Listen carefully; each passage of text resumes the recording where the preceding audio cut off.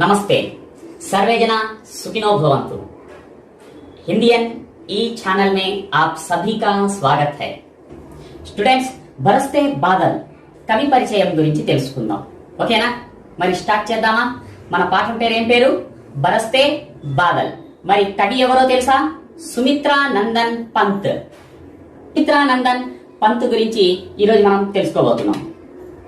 కేవలం పరీక్ష దృష్టితోనే కాకుండా ఆసక్తిని రేపెట్టేటటువంటి కొన్ని అంశాలను మనం తెలుసుకుందాం. ఎందుకంటే ఎంతసేపు మనము పవన్ కళ్యాణ్ ఏం చేశాడు, చిరంజీవి ఏం చేశాడు, మహేష్ బాబు ఏం చేశాడు, బాలకృష్ణ ఎన్టీఆర్ ఏం చేశాడు అని కాకుండా మనకు ఎంతో మంచి అద్భుతమైనటువంటి పాఠాన్ని, గేయ కవితా పాఠాన్ని మనకు ఇవ్వడం జరిగింది. సో అలాంటి వ్యక్తి గురించి మనం తెలుసుకోకపోతే బాగుండదు. కాబట్టి ఈరోజు ఆయన గురించి పూర్తిగా కాకుండా యూస్ఫుల్ ఇన్ఫర్మేషన్ కావాలనో అంతవరకు తీసుకుందాము. ఒక మోటివేటర్ గా చూద్దాం ఈయన్ను.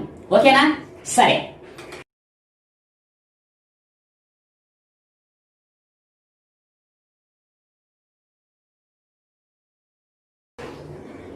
మరి సుమిత్రా నందన్ పంత్ కనిపిస్తున్నదా పేరు? ఈయన గారి జననం గమనించినట్లయితే, డేట్ ఆఫ్ బర్త్, పుట్టినరోజు గమనించినట్లయితే 1900 అంటాము, మయి అంటాము. ఇంగ్లీష్ లో మే అని చెబుతాము, హిందీలో మయి అంటాం అన్నమాట. సరే, 1900 మై 20 को కౌసాని అనేటటువంటి ఊరిలో, అది ఎక్కడుంది? అల్మోడా డిస్టిక్ లో ఉందన్నమాట. మరి రాష్ట్రం చూసుకున్నట్లయితే ఉత్తరాఖండ్ అన్నమాట. మరి కుమావుని అని ఇక్కడ ఇవ్వడం జరిగింది. కుమావు ఇలా చెబుతూ ఉంటారు, అదేం పట్టించుకోవద్దండి. కుమావు అనేటటువంటి ఒక బ్రాహ్మణులలో ఒక వర్గం అనుకోండి. సో బ్రాహ్మణ కుటుంబంలో పుట్టినటువంటి వ్యక్తి, కౌసాని ఊరు, ఆల్మోడా డిస్టిక్, ఉత్తరాఖండ్ రాష్ట్రము 20. ఓకేనా? దేవుడా అని ఇప్పుడే మొదలు పెట్టాం. ఆయన మరణం గురించి మళ్ళీ చివరన చూద్దాం. ఓకేనా? నెక్స్ట్ చూడండి, నెక్స్ట్ పాయింట్ గమనించండి. 6 hours మాత అని ఇవ్వడం జరిగింది. ఇక్కడ క్లూ వర్డ్స్ మాత్రమే రాయడం జరిగింది, ఎందుకంటే మీకు నేర్చుకోవడానికి ఈజీగా ఉండడానికి. ఆయన పుట్టిన 6 గంటల లోపే వారి యొక్క తల్లిగారు, ఆయన గారి తల్లిగారు చనిపోవడం జరిగింది. ఎంత విషాదం కదా. సరే, ఇక్కడ చూడండి, గోసాయి దత్ అని ఉంది. ఈయన గారి అసలు పేరు ఇదే అన్నమాట, గోసాయి దత్. ఈయన హై స్కూల్ చదివే సమయంలో ఆయన పేరును మార్చుకున్నాడు.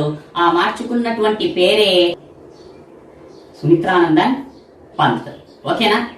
సరే, మరి ఇంతకు ముందు ఉండేటటువంటి పేరు ఏది? గోసాయి దత్. మరి నెక్స్ట్ పాయింట్కి వెళ్దామా? సరే, 7 సంవత్సరాల వయసులో, ఆయు అంటే ఏమని? వయసు అన్నమాట. 7 సంవత్సరాల వయసులో ఈయన ఒక కవితను కూడా రాశాడు. ఇంకా అర్థం చేసుకోండి, 7 years కే ఈయన చిన్న కవితలు రాయడం జరిగింది. ఒక బహుమతి లాగా ఇవ్వడం కూడా జరిగింది. ఓకేనా? మరి 13 సంవత్సరాలను ఎందుకు రాయడం జరిగింది? ఇక 13 సంవత్సరాల నుండి ఇంకా చాలా డెప్తీగా రాయడం మొదలు పెట్టేశాడు అని ఎవరన్నారు? సుమిత్రానందన్ పంత్ గారే అన్నారు, నేను విన్నాను. నమ్మడం లేదా? ఖచ్చితంగా నమ్మాల్సిందే, ఎందుకంటే ఆయన ఇంటర్వ్యూ ఉందన్నమాట. నేను వీడియోలో కింద లింక్ ఇవ్వడం జరుగుతుంది, వీలైనప్పుడు చూడండి. అది కూడా ఆయన్ను నిజంగా వాస్తవంగా చూసినట్లుగా అనుభూతి ఉంటుంది. ఓకేనా? డన్. నెక్స్ట్ పాయింట్ చూడండి, ప్రకృతి నిరీక్షణ. ఎవరికైనా అనుమానం వస్తుందా రాదా? 7వ సంవత్సరములోనే మీరు కవితలు ఎలా రాశారు అని ఎవరన్నా అడిగితే, హౌ ఈజ్ ఇట్ పాసిబుల్ అని క్వశ్చన్ అడిగింటే ఆయన ఇచ్చినటువంటి సమాధానం ప్రకృతి నిరీక్షణ్. నేను ప్రకృతిని నిరీక్షిస్తుంటానండి, అదే పనిగా చూస్తూ ఉంటాను. ప్రకృతి అంటే నాకు చాలా ఇష్టము, అలా నేను ఆ ప్రకృతి వల్లే ఈ కవితలు రాయగలిగాను అని చెబుతున్నాడు. నిజంగా ప్రకృతికి అంత పవర్ ఉందా? ఎస్, ఉంది. ఈయన పుట్టిన ఊరి పేరు ఏమన్నాము? కౌసాని కదా, పల్లె కదా. మరి వాతావరణం అక్కడ ప్రకృతి ఏముంటుంది అనేటటువంటి డౌట్ మనకు వస్తుంది కదా, సహజం. కానీ నేను ఫస్ట్ మీకు సింగపూర్ కు సంబంధించినటువంటి కొన్ని బొమ్మలు చూపిస్తాను, చూస్తారా?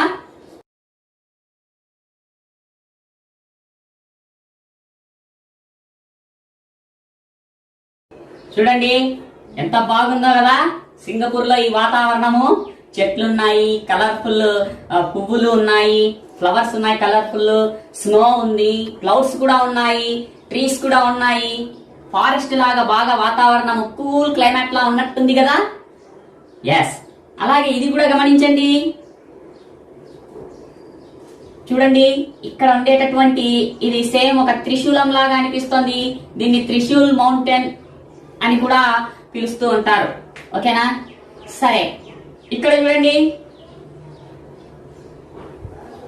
కాఫీ తోటలు ఎంత బాగున్నాయో కదా.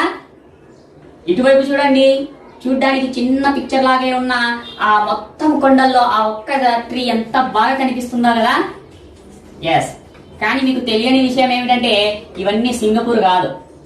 ఆయన పుట్టినటువంటి కౌసానికి చుట్టుపక్కల ఉండేటటువంటి రియల్ ప్లేసెస్.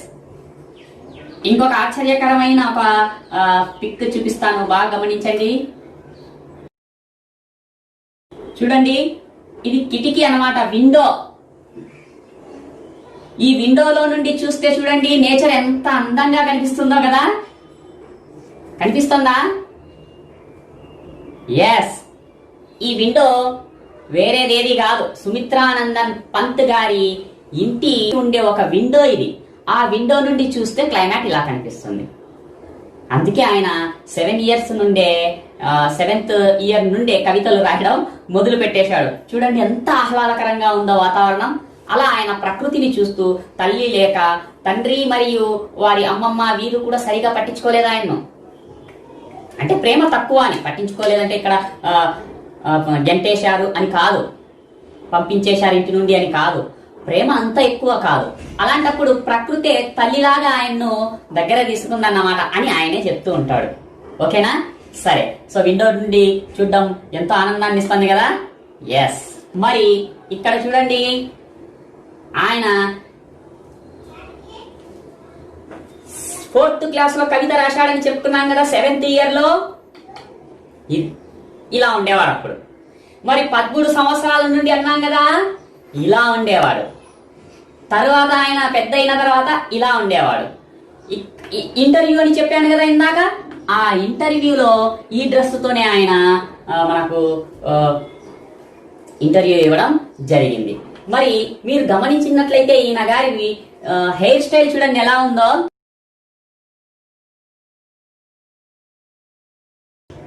హెయిర్ స్టైల్ చూస్తే మనకు వెంటనే అర్థం అయిపోతుంది ఎందుకు ఈయన ఇలా పెంచాడు అని. ఎందుకు అంటే దానికి కారణం ఈయన నెపోలియన్. ఈ నెపోలియను ఎలా ఉంటాడు అంటే సేమ్ హెయిర్ ఇలాగే ఉంటుందన్నమాట ఆయనకు కూడా. సో ఈ నెపోలియన్ వల్లే ఆయన అలా తయారయ్యాడు. ఆ హెయిర్ స్టైల్ ను మనం ఇప్పుడు చూస్తున్నాం కదా. పవన్ కళ్యాణ్, మెగాస్టార్, మహేష్ బాబు, ఎన్టీఆర్ ఏదో ఒక వాచ్, షర్టో, టీ షర్టో వేసుకుంటే మనం కూడా అలాగే ఫాలో అయిపోతాం కదా. అప్పట్లో ఈయన నెపోలియన్ అంటే ఈయనకు చాలా ఇష్టం. ఆయనలాగే ఈయన కూడా తెల్లగా ఉంటాడు, కర్నింగ్ హెయిర్. ఆ తర్వాత సేమ్ అది అలాగే మెయింటైన్ చేశాడు చనిపోయేంత వరకు కూడా. ఓకేనా? సరే, నెపోలియన్ ఎప్పుడు చూడలేదు కదా మీరు. ఇటువైపు చూడండి, కనిపిస్తోందా? దాదాపు అలాగే ఉన్నాడు కదా. ఎస్, ఓకేనా? ఓకే. ఇక్కడ అమితాబ్ అని ఉంది. అమితాబ్ బచ్చన్ ఎందుకు వచ్చాడు ఇక్కడ? అందరికీ తెలుసు కదా అమితాబ్ బచ్చన్. ఎస్, అందరికీ తెలుసు, చాలా హైట్ గా ఉంటాడు మహానుభావుడు. అమితాబ్ బచ్చన్ యొక్క పేరెంట్ హరివంశరాయ్ బచ్చన్ అని ఈ సుమిత్రానందన్ కు చాలా క్లోజ్ ఫ్రెండ్. యాక్చువల్ గా అమితాబ్ అనే పేరు ఆయనది కాదు. ఆయన ముందు పేరు ఇంక్లాబ్ శ్రీవాస్తవ్. ఇది ఆయన గారి పేరు. అమితాబ్ అని పేరు పెట్టింది ఎవరు అనుకుంటున్నారు? మన హీరోనే, సుమిత్రానందన్ పంత్ గారే. ఓకేనా? నెక్స్ట్ చూడండి, కాలేజ్ కు వెళ్ళవలసి వచ్చింది, వెళ్ళాడు. కానీ అక్కడ 1921లో అసహయోగ ఆందోళన్ అది జరుగుతూ ఉండడం వల్ల అటువైపు ఆసక్తి పెరిగి యూనివర్సిటీ లెవెల్ చదువుని దేశం కోసం ఆయన దేశానికి మేలు చేసేటటువంటి ఒక కార్యక్రమంలో పాల్గొని ఆయన చదువును మానేశాడు. కానీ ఇంటి దగ్గరే ఉండి ఇంగ్లీష్ కానీ హిందీ కానీ ఇలాంటి కొన్ని భాషలను ఆయన ఇంటి వద్దే నేర్చుకున్నాడు. మహానుభావుడు, గొప్పలు అలా ఉంటారన్నమాట. ఓకేనా? ఓకే, నెక్స్ట్ చూడండి, ఈయన వివాహం చేసుకోలేదు. ఏమండి మీరు ఇంత గొప్పగా రొమాంటిక్ గా కూడా కనిపిస్తారు, ఇంత స్టైల్ గా కనిపిస్తారు, లేడీస్ గురించి బ్రహ్మాండంగా రచనలు రాశారు, మీరు ఒక స్త్రీని అత్యున్నత స్థాయిలో సంస్కరిస్తూ రాసినటువంటి మహానుభావుడిన, అలాంటి ఆయన మీరు ఎందుకు పెళ్లి చేసుకోలేదు అంటే, నేను కొండ ప్రాంతాల్లో ఉండేవాడినండి. చూశారు కదా, ఇప్పటిదాకా మీరు కూడా చూశారు కదా, కిటికీ ఆ విండో. కొండ ప్రాంతాల్లో ఉండేవాళ్ళం. అప్పటికి స్త్రీకి స్వేచ్ఛ ఎక్కువగా లేదు.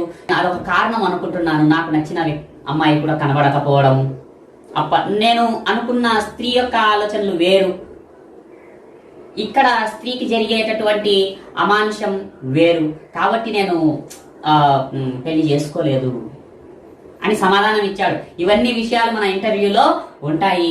మళ్ళీ వీలైతే చూడండి. పుట్టింది కౌసాని, అల్మోడా డిస్టిక్, ఉత్తరాఖండ్, కుమావని తెగ. 6 గంటలు లోపలే తల్లిగారు చనిపోవడం జరిగింది. అసలు పేరు గోసాయి దత్. 7వ సంవత్సరంలోనే కవితలు రాయడం మొదలు పెట్టాడు. కానీ పర్ఫెక్ట్ గా 13వ సంవత్సరం నుండి రాయడం జరిగింది. ప్రకృతిని ఎక్కువగా నిరీక్షించేవాడు, అదే నా కవితలకు కారణము అని చెప్పాడు. నెపోలియన్ వల్లనే తన యొక్క హెయిర్ స్టైల్ ని మార్చుకున్నాడు. అమితాబ్ పేరు పెట్టిన మహానుభావుడు కూడా ఈయనే. 1921 అసహయోగ ఆందోళన వల్ల ఉన్నత విద్యను మానివేయడం జరిగింది. వివాహము కాలేదు, చేసుకోలేదు. ఓకేనా? ఛాయావాదికే ప్రముఖ స్తంభ్. ఛాయావాద్ ఏమిటి? ఇప్పుడు మనకు సినిమాల్లో చూస్తాం కదా, action films, comedy films, horror సినిమాలు. సినిమాల్లో కూడా రకాలున్నాయి, పాటల్లో రకాలున్నాయి కదా, అలాగే రచనలు చేసే వాటిలో కూడా మనకు రకాలున్నాయండి. అలాంటిదే ఒక వాదము ఛాయావాదము.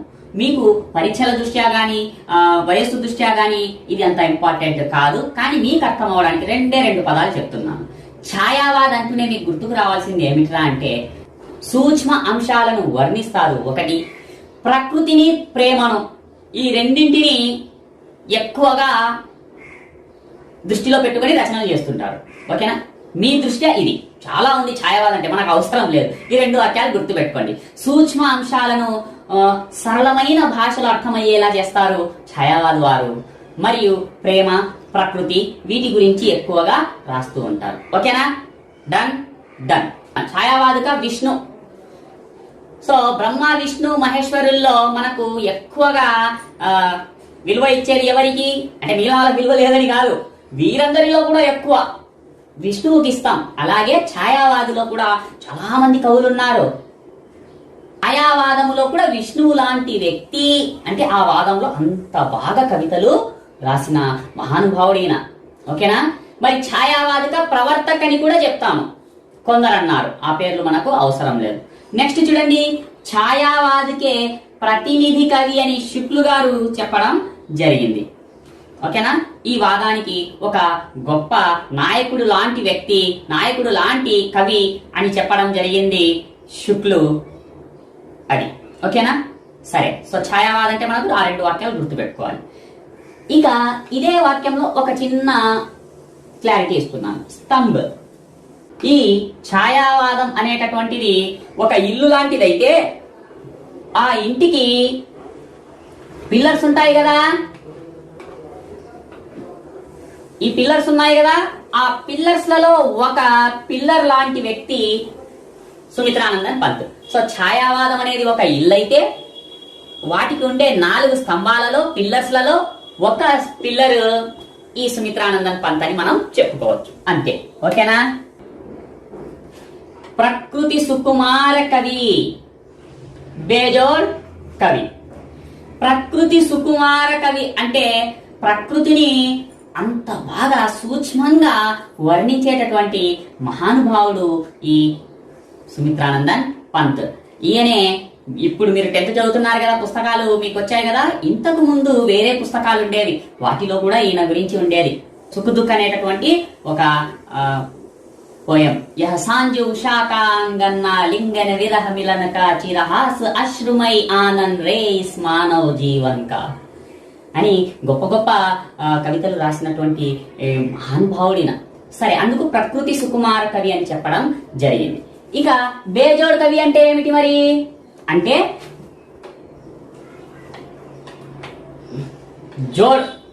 జోడునా అని కలపడం. ఎప్పుడు కలుస్తారు? 2 ఉన్నప్పుడే. 1 ఉంటే కలపలేం. ఒక విషయాన్ని ఇంకొక విషయంతో జోడించవచ్చు, ఒక వ్యక్తిని ఇంకొక వ్యక్తితో జోడించవచ్చు, ఒక వస్తువును ఇంకొక వస్తువుతో జోడించవచ్చు. దానినే జోడ్ అంటాం. తెలుగులో అయితే జోడి అంటాం. మరి జోడ్ అంటే జోడించలేని. దీనికి ఇంకొక పదమే సాటి రాని, సాటి లేని కవి. దేనిలో? ప్రకృతిని వర్ణించడంలో ఈ సుమిత్రానందన్ పంత్ గారికి సాటి, జోడి అనేటటువంటిదే లేదు. బే అంటే మీనింగ్ ఏమని? లేదు, నహి అనే అర్థంలో వస్తుంది. ఓకేనా? బే జోడ్. ఓకేనా? ఇప్పుడు ఉదాహరణకు గునాహ్ అన్నాను అనుకుందాం. గునాహ్ అంటే తప్పు. బే గునాహ్ అంటే తప్పు ఉందనా లేదనా? లేదు అని. ఓకేనా? ఓకే.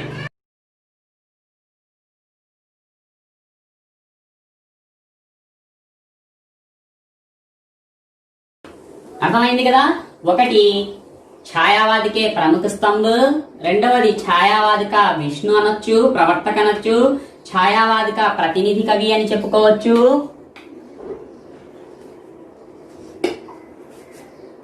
ప్రకృతికే సుకుమార కవి, బేజోడ్ కవి అని కూడా చెప్పుకోవచ్చు.